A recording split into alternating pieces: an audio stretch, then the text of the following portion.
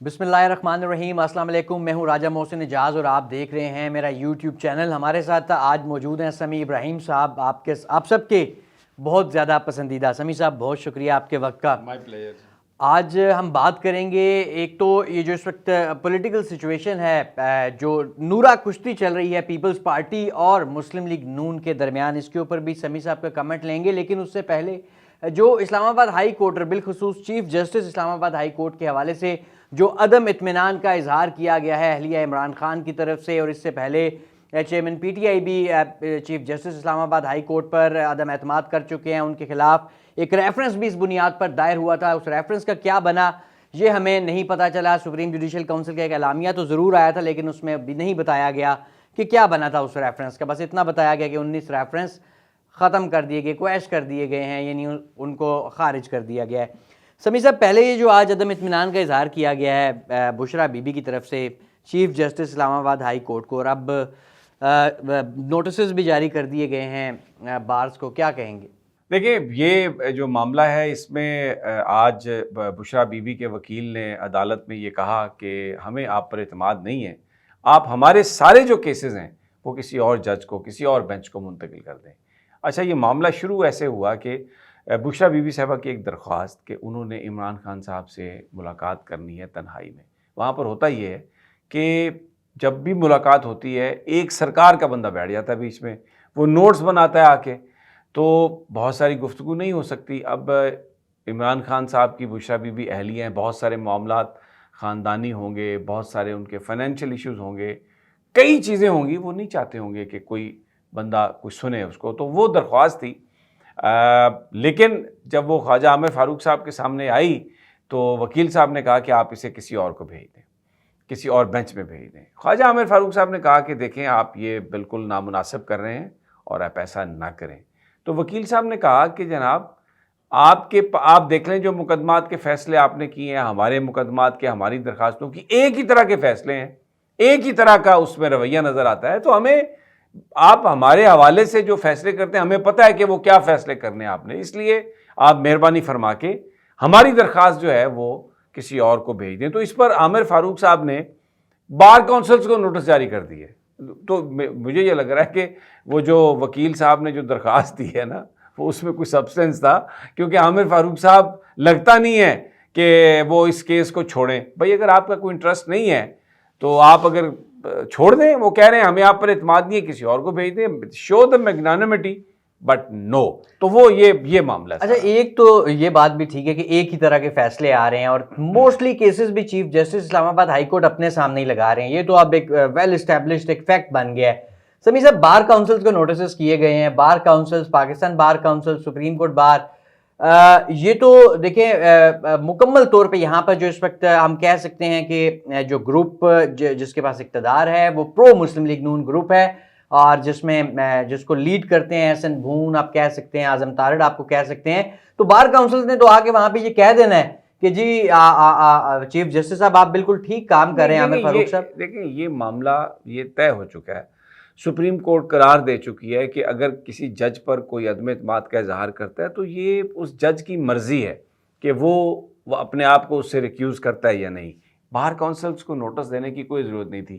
بنیادی طور پر انہوں نے جو یہ کہا ہے، نوٹس دے کے انہوں نے ان کی درخواست کو لٹکایا ہے۔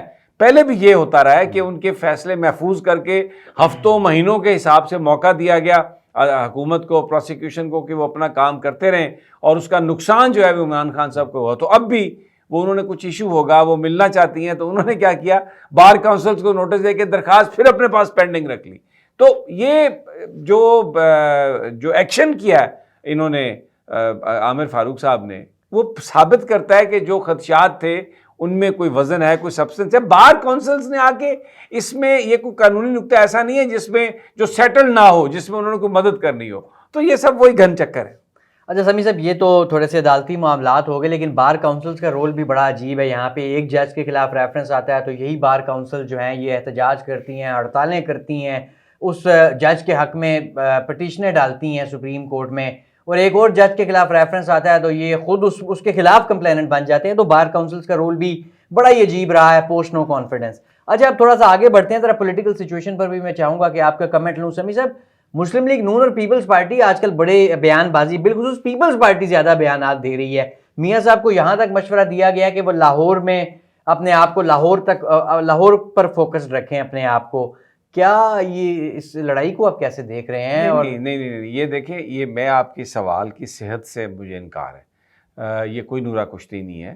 آپ دیکھیں سارے الیکٹیبلز جو ہیں وہ نواز شریف صاحب کے پیچھے جا رہے ہیں. بلوچستان میں کوئٹہ میں ابھی 30 لوگوں نے جوائن کیا ہے نون لیگ کو. اس میں 5-7 لوگ تو ایسے ہیں جو اپنے علاقوں سے ویسے ہی سیٹیں نکال سکتے تھے، کیونکہ وہاں پہ ٹرائبل سسٹم ہے، پارٹی بیسس پہ تو ووٹ ہوتا نہیں ہے. تو ابھی یہ سارے لوگ، ایک تو یہ کہ ان کو سادہ اکثریت دلائی جائے، وزیر اعظم بنایا جائے، لیکن اس کے ساتھ ساتھ یہ جو آنے والے لوگ ہیں یہ کوئی نواز شریف کے اشاروں پر تھوڑی کام کریں گے. یہ تو پھر اپنی فیصلہ کریں گے جو کچھ بھی انہوں نے کرنا ہوا. لیکن اس ساری گیم میں زرداری صاحب کو یہ نظر آ رہا ہے کہ جو وزارت عظمیٰ کا جو وہ خواب سجائے بیٹھے تھے بلاول کے لیے یا اپنے لیے، وہ ان کو پورا ہوتا ہوا نظر نہیں آ رہا. اور جاوید لطیف نے بڑی زبردست بات کی کہ اب اگر سلیکشن کمیٹی نے انہیں مسترد کر دیا تو ہم کیا کر سکتے ہیں. نہیں، بڑے کھلے ڈلے آدمی ہیں. اچھا میاں صاحب، ایک بڑا بیان ان کا اکثر سوشل میڈیا پر ابھی بھی وائرل ہو جاتا ہے. وہ چابی والے کھلونے کہا کرتے تھے، تو کیا اب وہ خود چابی والے کھلونے بن گئے ہیں؟ نہیں، اب میاں صاحب کھلونے تو نہیں بن سکتے، کیونکہ میاں صاحب خاصے مطلب مجھ سے بھی بڑے ہیں، بوڑھے ہیں خاصے. تو کھلونے والا، جو بڈھا کھلونے والا تو کوئی نہیں ہوتا. لیکن چابی جو ہے نا وہ اس پر اب میاں صاحب تھوڑا سا اس کو دیکھتے ہیں، اس پر ایکٹ کرتے ہیں. اور یہ ہمیشہ سے ان کی خواہش ہوتی تھی کہ مجھے لاڈلا نہ کہا جائے اسٹیبلشمنٹ کا. لیکن ابھی جیسے پروٹوکول ملا، جیسے آئے ہیں، اب وہ بھی بیانیہ نہیں ہے. تو بڑی پتھٹک اور بڑی بری سیاسی صورتحال ہے. اچھا، ایک بڑی مزے کی خبر بھی آئی، ڈان میں چھپی تھی کہ نواز شریف صاحب نے اپنی کہا ہے منشور کمیٹی کو کہ جی یہ آپ لاڈلے کا ٹیگ اتار دیں. میری پر سے نہیں کوئی ایسا بیانیہ بنائے. نہیں، یہ میں سمجھ گیا ہوں آپ کا سوال. یہ جھوٹ اور فراڈ پر مبنی خبر تھی. اچھا، میاں صاحب صرف وزارت عظمیٰ میں انٹرسٹڈ ہیں. اچھا، باقی جو مرضی ٹیگ لگا یہ لوگوں کو دھوکہ دینے کے لیے. عرفان صدیقی صاحب نے یہ غالباً علینا شگری کے پروگرام میں بات کی میں ہے کہ ہمیں نہیں پرواہ ٹیگ. آپ میری بات سن لیں. دیکھیں میاں صاحب کا کوئی یہ ایشو نہیں ہے، ان کو صرف وزارت عظمیٰ چاہیے. یہ لوگوں کو بیوقوف بنانے کے لیے کہ میاں صاحب تو آپ کو پتہ ہے بیسیکلی اینٹائی اسٹیبلشمنٹ ہے.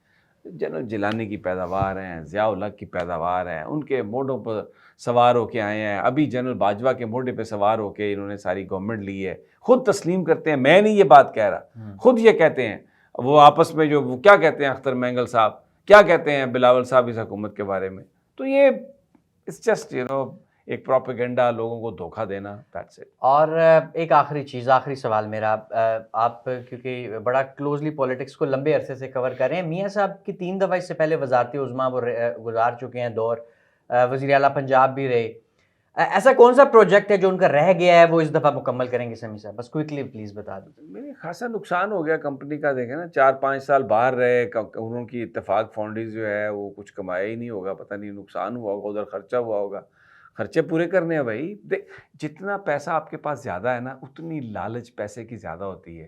غریب آدمی کے پاس صبر ہوتا ہے اور وہ اللہ پر بھروسہ کرتا ہے. امیر آدمی کا تو کام ہی نوٹ بنانا ہے. تو اتنا نقصان ہو گیا بھائی، آپ اتنا عرصہ وزارت سے باہر رہے. تھینک یو ویری مچ سمیع صاحب، بہت شکریہ. یہ تھا جی آج کا ہمارا وی لاگ، جس میں سمیع صاحب نے بڑی مزے کی اور تفصیلی طور پہ کچھ ایشوز پر روشنی ڈالی. اور سمیع صاحب ایک مجھے ہمیشہ کہتے ہیں جب بھی میں وی لاگ کی بات بھی کرتا ہوں کہ یہ تمہارے بس کا کام نہیں ہے، تم کر ہی نہیں سکتے، تم ریگولر نہیں ہو. تو میں اب کوشش کر رہا ہوں، اور اسی لیے سمیع صاحب کے تعاون کے ساتھ اور ان کی ہیلپ کے ساتھ کہ ذرا میں بھی تھوڑا سا ڈیجیٹل میڈیا کی طرف آؤں. مجھے دیجیے آج کے اس وی لاگ سے اجازت. بہت شکریہ سمیع صاحب آپ کا بھی اور آپ سب کا بھی دیکھنے کے لیے. اللہ حافظ.